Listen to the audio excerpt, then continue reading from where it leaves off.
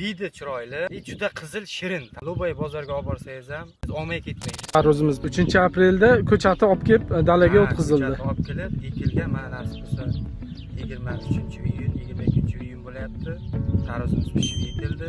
Xudoga shukr, yaxshi hosildorligi, shirasi, shirinligiga yegan odam xohlaydi.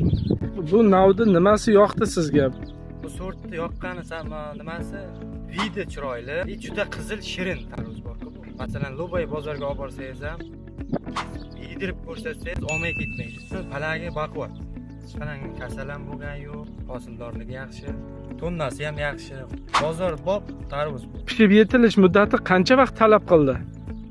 70 kundan 75 kungacha. Ko'kdala tumanidamiz, Qashqadaryo viloyati. Lusinda F1 3-aprel kuni ekilgan. Mana ko'rishlaringiz mumkin, mana hosillari juda ko'p hosil beradigan, o'rtacha 12 kilogramgacha hosil beradi. Palaklari toza, hech qanaqa kasallik yo'q. Yam-yashil palaklar.